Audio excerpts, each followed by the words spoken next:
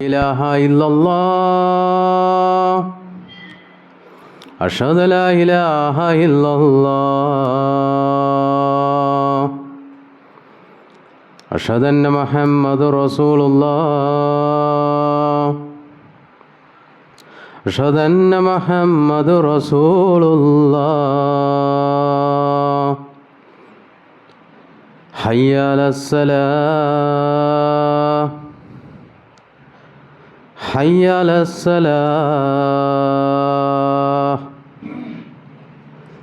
حي على الفلاح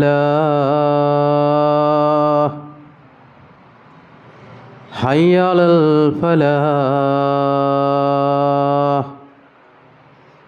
الله أكبر الله أكبر لا إله إلا الله.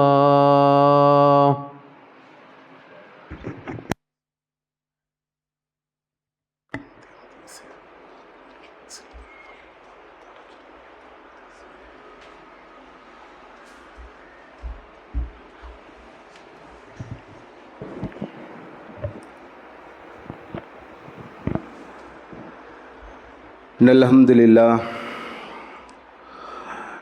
لله نحمده ونستعينه ونستغفره ونؤمن به ونتوكل عليه ونعوذ بالله من شرور أنفسنا ومن سيئات أعمالنا من يهده الله مضل له فمن يضلل فلا هادي له وأشهد أن لا إله إلا الله وحده لا شريك له وأشهد أن محمدًا عبده ورسوله أما بعد فقد قال الله تعالى في القرآن العظيم والفرقان المجيد أعوذ بالله من الشيطان الرجيم بسم الله الرحمن الرحيم يا أيها الناس اتقوا ربكم الذي خلقكم من نفس واحدة وخلق منها زوجها بث منهما رجالا كثيرا ونساء واتقوا الله الذي تساءلون به والأرحام إن الله عليكم رقيبا إن الله كان عليكم رقيبا يا أيها الذين آمنوا اتقوا الله حق تقاته ولا تموتن إلا وأنتم مسلمون يا أيها الذين آمنوا اتقوا الله وقولوا قولا سديدا يصلح لكم أعمالكم يغفر لكم ذنوبكم من يطع الله فقد فاز فوزا عظيما அளவற்ற அருளாளனும் நிகரற்ற பேரன்புடையோனுமாகிய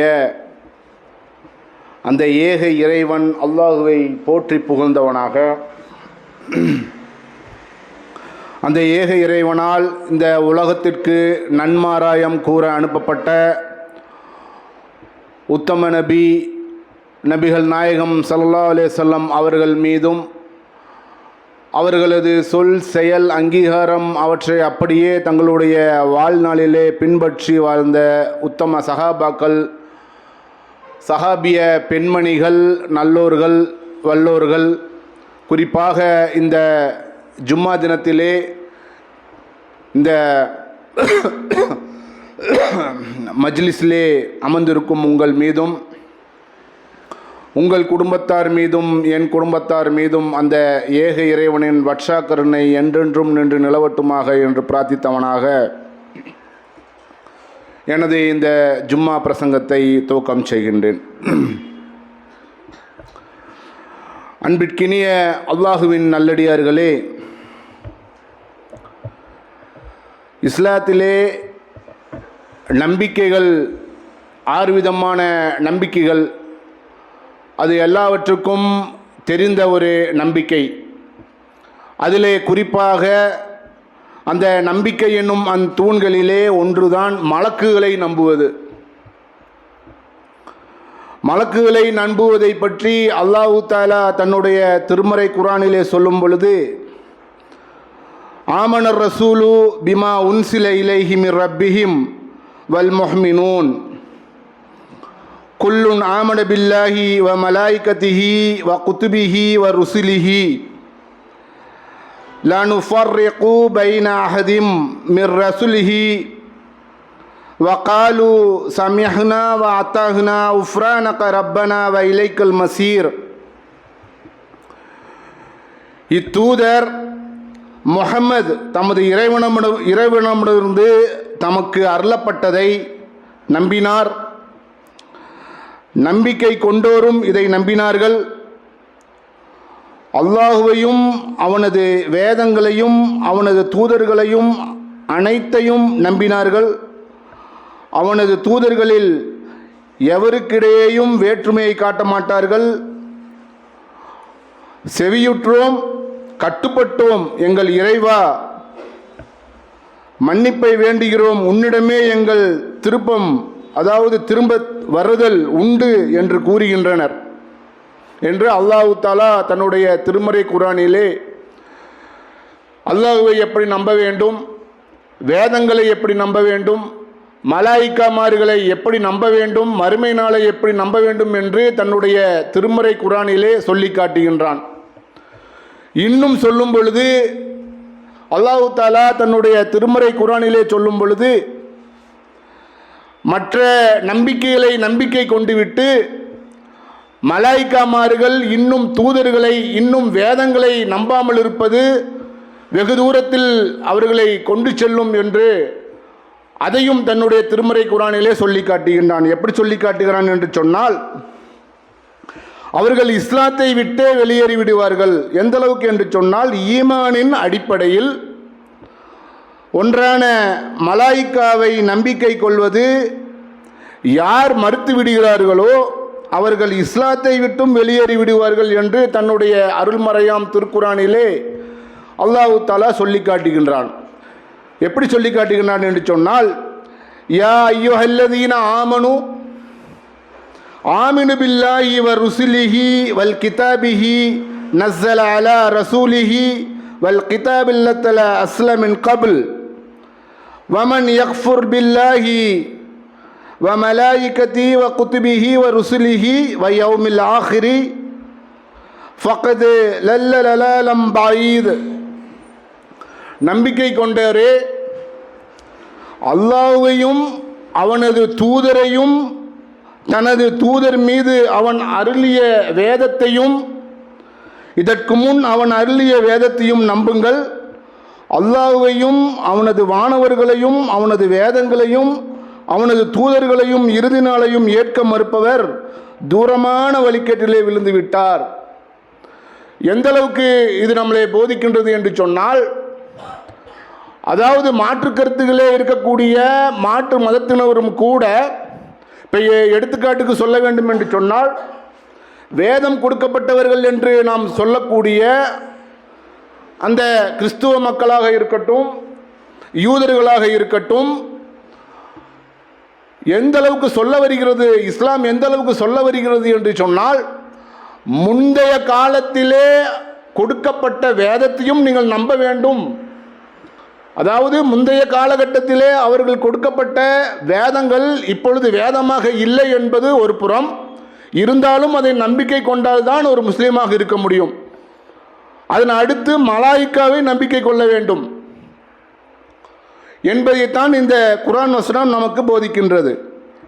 மலக்குன் என்ற ஒருமைதான் மலாயிக்கா என்ற பன்மை, மலாய்க்குமார்கள் என்ற பன்மையை தருகிறது. அதாவது எந்த அளவுக்கு என்று சொன்னால், அலக்க என்ற சொல்லிலிருந்து இந்த சொல் பெறப்பட்டது என்று அந்த அறிஞர் பெருமக்கள் கூறுகின்றனர். இதன் பொருள் என்ன என்று சொன்னால், மலாயிக்கா என்று சொன்னால் தூது செய்தி, இறைவனிடமிருந்து வரக்கூடிய அந்த தூது செய்தியை எடுத்துரைப்பவர்கள் என்பதாகும். மலாயிக்கா என்று சொன்னால் இறைவனிடமிருந்து வரக்கூடிய மெசேஜஸ், வரக்கூடிய செய்திகளை மக்களிடையே அல்லாஹ்வால் நிர்ணயிக்கப்பட்ட யாரிடத்திலே எது சொல்ல வேண்டும் என்று யார் மூலம் அனுப்பப்படுகிறாரோ அவர்களுக்கு சொல்லக்கூடிய செய்தி, தூது செய்தி என்பது பொருள். அல்லாஹ்வின் தூய்மையான அறிவுள்ள படைப்பாக மலாயிகா அதாவது மலக்குகள் திகழ்கிறார்கள். தூய்மையான படைப்பு என்று சொன்னால் அவர்கள் சொல்லப்படும் பொழுது சொல்கிறார்கள், அவர்களுக்கு உணவு உண்ண வேண்டும் என்ற அவசியம் கிடையாது, இரண்டாவது நீர் பருக வேண்டும் என்ற ஒரு அவசியம் கிடையாது, அவர்களுக்கு உணவோ அதாவது உறக்கமோ எந்த ஒரு அவசியமும் கிடையாது என்று மார்க்க அறிவியல் அறிஞர்கள் சொல்லக்கூடியதான் பார்க்கின்றோம். அதாவது இதனுடைய தொடர்ச்சியிலே வரும் பொழுது அவர்களுடைய தோற்றம், அவர்களுடைய குண அதிசயங்கள், அவர்களுடைய பணிகள் என்று வரும். இன்ஷா அல்லாஹ் அது டைம் கிடைச்சா நம்ம சொல்லுவோம். இல்லாட்டி நம்ம இது வெறுமனே ஒரு நிகழ்வாக ஒரு அறிமுக இதாக நம்ம சொல்லிட்டு போவோம். அப்போ எந்த அளவுக்கு அப்படின்னு சொன்னால், மலக்குமார்கள் அவர்களுக்கு உண்ண உணவும் தேவைப்படாது, குடிக்க நீரும் தேவைப்படாது. அல்லாஹ் தஆலா சொல்லும்போது சொல்கிறான், அல்லாஹ்வின் தூய்மையான அறிவுள்ள படைப்பாக மலக்குகள் திகழ்கிறார்கள். அறிவுள்ள மலக்குகள் என்ன செய்யணும்னு சொன்னோம்னா அதை கரெக்டாக செஞ்சுருவாங்க. அதில் ஒரு ஏற்றம் குறைவு அவங்க வீட்டில் பார்க்க முடியாது. அந்த அளவுக்கு ஒரு அறிவுமிக்க படைப்பாக அல்லாஹ் தஆலா இந்த மலக்குகளை படைத்திருக்கின்றான் என்ற அந்த நம்பிக்கை நம்முள்ளே வர வேண்டும். அதே போல் அவர்களுடைய அந்த ஆசை, இச்சை என்று சொல்லக்கூடிய அந்த ஆசை, அது எதுவுமே இருக்காது என்று சொல்லக்கூடிய ஹதீஸ்களும் பரவலாக காணப்படுகிறது. அதேபோல் மலக்குகள் ஒளியினால் படைக்கப்பட்டார்கள், ஜின்கள் நெருப்பு ஜுவாலையால் படைக்கப்பட்டார்கள், ஆதம் அலைஹிஸ்ஸலாம் அவர்கள் களிமண்ணால் படைக்கப்பட்டார்கள்.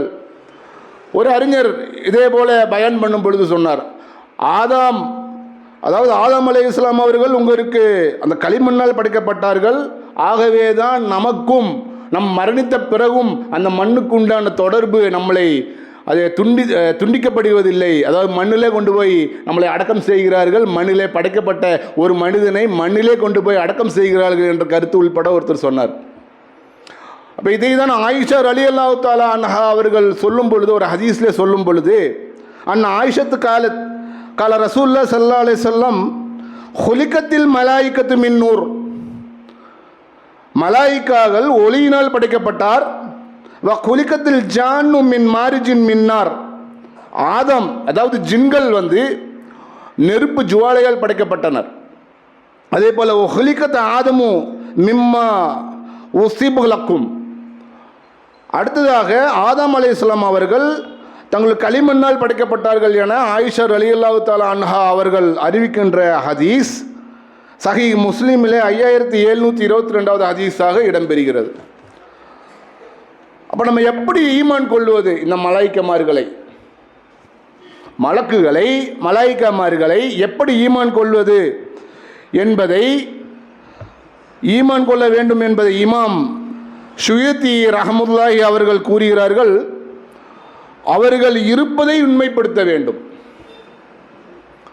ஈமான் கொள்ள வேண்டிய அந்த 6 அம்சங்களிலே அல்லாஹ்வை கொண்டு ஈமான் கொள்ள வேண்டும், ரசூல்மார்களை கொண்டு ஈமான் கொள்ள வேண்டும், மலாயிக்காக்களை கொண்டு ஈமான் கொள்ள வேண்டும், நன்மை தீமைகளை கொண்டு ஈமான் கொள்ள வேண்டும், மறுமை நாளை கொண்டு ஈமான் கொள்ள வேண்டும் என்று வரும் பொழுது நாம் எப்படி ஈமான் கொள்கிறோமோ, அல்லாஹ்வை நாம் பார்த்தது கிடையாது, இருந்தாலும் கூட அல்லாஹ் இருக்கிறான் என்று உண்மைப்படுத்த வேண்டும் என்ற நோக்கத்திலே அல்லாஹ் இருக்கிறான் என்று ஈமான் கொள்வோமோ இல்லையா, அந்த மாதிரியான ஈமான் மலாயிக்காவின் மீதும் அவர்கள் இருப்பதை உண்மைப்படுத்த வேண்டும் என்று சியூத்தி ரஹ்மத்துல்லாஹி அவர்கள் கூறுகிறார்கள். இரண்டாவதாக அவர்களுக்குரிய அந்தஸ்தை வழங்க வேண்டும்.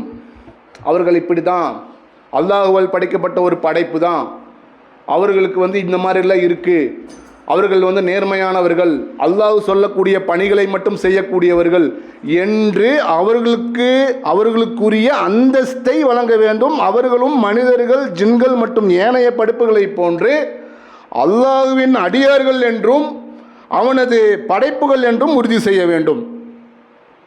மூன்றாவதாக அவர்கள் சொல்லும் பொழுது, அல்லாஹ் அவர்களுக்கு வழங்கிய ஆற்றல்களுக்கு மேல் அவர்களுக்கு எவ்வித ஆற்றலும் இல்லை, அவர்களும் மரணிப்பார்கள் என்று நம்ப வேண்டும்.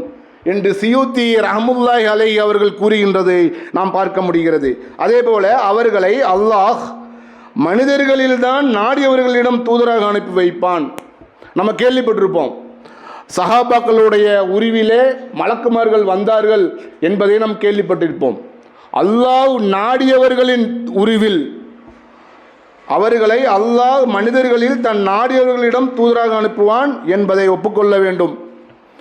அதே போல இன்னும் அவர்கள் சொர்க்கத்தையும் நரகத்தையும் பாதுகாப்பவர்களும் அல்லாஹ்வின் அரிசை சுமப்பவர்களும் இன்னும் அடியவர்களின் செயல்களை கண்காணிப்பவர்களும் உள்ளனர், இன்னும் மலை மேகங்களை ஓட்டிச் செல்பவர்களும் உள்ளனர் என்று அல் ஹாபிக் ஃபி அஹ்பாரிக் மசாயிக் அப்படிங்கிற ஒரு புக்கில் வந்து அவங்க எழுதியிருக்காங்க. ஷுயித்தி ரஹ்மத்துல்லாஹி அலைஹி அவங்கள வந்து எழுதியிருக்கிறதமா பார்க்க முடிகிறது. அதே போல் மலக்குகளின் எண்ணிக்கை, அல்லாஹ்வை தவிர அவங்களுடைய எண்ணிக்கையை யாரும் அறிய மாட்டார்கள். வமா யஹ்லமு ஜுனூத் ரப்பிக இல்லாஹுவ, உமது இறைவனின் படைப்பை அவனை தவிர யாரும் அறிய மாட்டார்கள் என்பதை அல்லாஹு தாலா தன்னுடைய அருள்மறையாம் திருமறையிலே 74வது அத்தியாயத்திலே 31வது வசனத்திலே சொல்லி காட்டுவதை நாம் பார்க்க முடிகிறது. ஆக மலக்குகளை அவர்கள் ஈமான் கொள்ளும் விதத்தில் ஈமான் கொள்ள வேண்டும். அவர்கள் மற்ற படைப்பினங்களைப் போல ஒரு படைப்பு, அவர்களும் மரணிப்பவர்கள் என்பதை நாம் ஈமான் கொள்ள வேண்டும் என்று கூறி என்னுடைய உரையை நிறைவு செய்கிறேன்.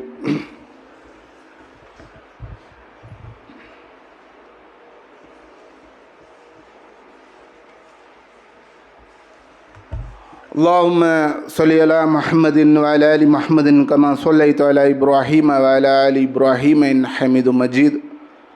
اللهم بارك على محمد وعلى آل محمد كما باركت على إبراهيم وعلى آل إبراهيم إنك حميد مجيد. அதுபோல அவர்களுடைய எண்ணிக்கையை பற்றி சொல்லக்கூடிய ஒரு ஹதீஸ், ஃபருஃபி அலி பைத்தும் மஹ்மூர், 7ஆம் வானத்தில் வைத்து எனக்கு பைத்துல் மஹ்மூர் எனும் இறை இல்லம் எடுத்துக்காட்டப்பட்டது. பிஅல்து ஜிப்ரீல் ஃபகால, ஜிப்ரீல் அலை இஸ்லாம் அவர்களிடம் அதை பற்றி நான் கேட்டேன். ஹத பைத்து மஹ்மூர் யுஸல்லி பிஹி குல்ல யஹ்மின் யௌமின் சப்பௌத அல்ப மலக்கின். இந்த யௌமுல் அதாவது மஹ்மூர், பைத்துல் மஹ்மூர் என்ற இந்த பள்ளிவாசலிலே ஒவ்வொரு நாளும் 70,000 மலக்குகள் இங்கே நுழைந்து தொழுகிறார்கள். யௌமின், ஒவ்வொரு நாளும் 70,000 மலக்குகள் இங்கு வந்து தொழுகிறார்கள். அதிலிருந்து வெளியேற்றப்பட்டவர்கள் மறுபடியும் அதனுள் நுழைவதில்லை என நபி ஸல்லல்லாஹு அலைஹி வஸல்லம் அவர்கள் கூறினார்கள். அப்போ எந்த அளவுக்கு அந்த மலக்குகளுடைய எண்ணிக்கை இருக்குது அப்படிங்கிறத நம்ம பார்க்க முடியும். அந்த அளவுக்கு அவங்களுடைய அந்த வருகை, அந்த அளவுக்கு மலக்குகளுடைய எண்ணிக்கை அதிகப்படியான ஒரு எண்ணிக்கையாக. இன்னும் சொல்ல வேண்டும் என்று சொன்னால், இந்த மலக்குகளுடைய குண அதிசயங்களை சொல்லும் பொழுது அவர்கள் உண்ணவும் மாட்டார்கள், பருகவும் மாட்டார்கள் என்பதை நம்ம எப்படி தெரிஞ்சுக்கலாம் அப்படின்னு சொன்னால், ஒரு சஹாபி உடைய ஒரு உருவத்தில் வந்து ஒரு சஹாபியுடைய வீட்டிலே வந்து மலக்கு வராரு. இவர் வந்தவர் வந்து மலக்கு தான் அப்படிங்கிறது தெரியல.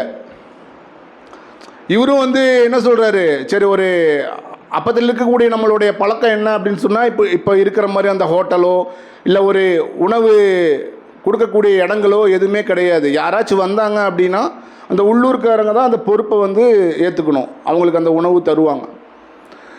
இவரும் வந்து சரி ஒரு வந்துட்டார், நமக்கு ஒரு உணவை நம்ம வந்து அவருக்கு கொடுத்து நம்ம பராமரிக்கணும், உபசரிக்கணும் அப்படின்னு சொல்லிட்டு அந்த ஹதீஸில் அப்படியே வருது, சிறிய காளை கன்றை பொரித்து சமைத்து கொண்டு வர்றாரு. சிறிய காளை கன்றை அந்த பொரித்து அவங்களுக்காக எடுத்துகிட்டு வர்றாரு. இவர் சாப்பிடல. வேண்டாம் வேண்டாங்கிறாரு. அப்போ தான் இவருக்கு வந்து மனசில் ஆகுது, ஓ இவர் வந்து மலக்கு அப்படிங்கிறது தெரியுது. இன்னும் வந்து பார்த்தீங்கன்னா நம்மெல்லாம் தெரிஞ்சது தான்,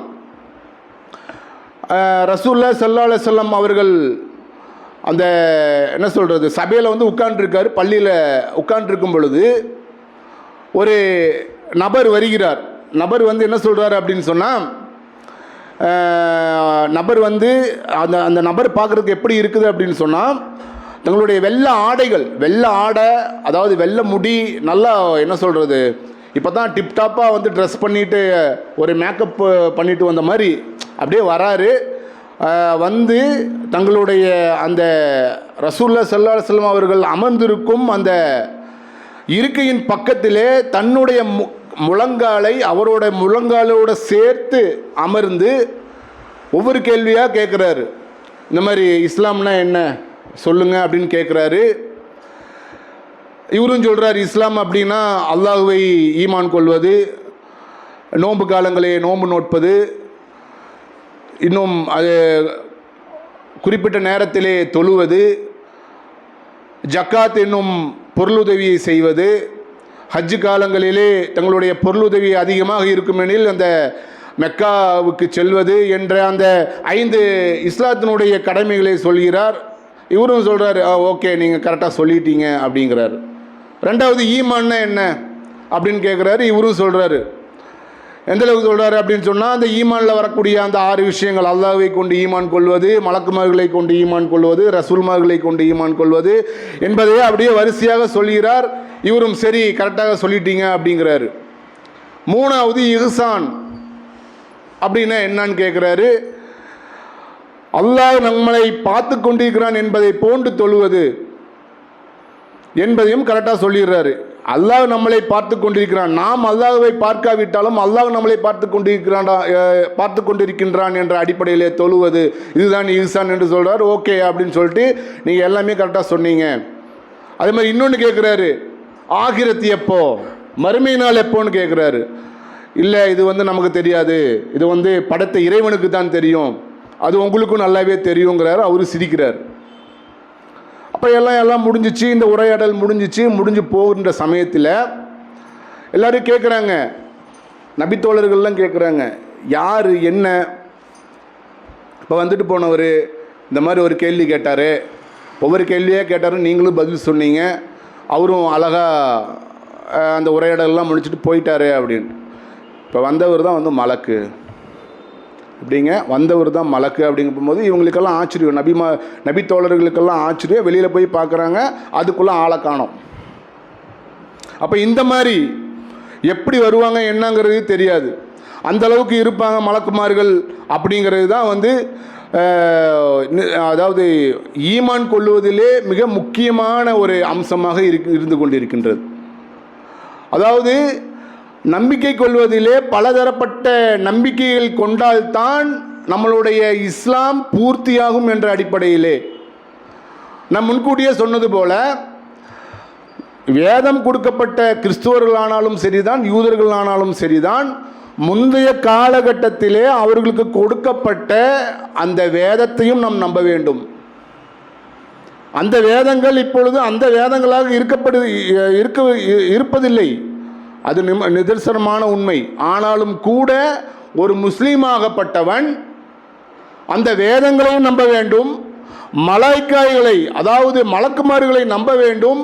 அவர்கள் எப்படியெல்லாம் வருவார்கள், எப்படியெல்லாம் அவர்களுடைய குணாதிசயங்கள், அவர்கள் எந்தளவுக்கு தங்களுடைய வேலைகளை அல்லாஹ்வால் நியமிக்கப்பட்ட அந்த மலாய்க்கமார்கள் எப்படிப்பட்ட அந்த வேலைகளை செய்வார்கள் என்ற அடிப்படையில் நம்ப வேண்டும்.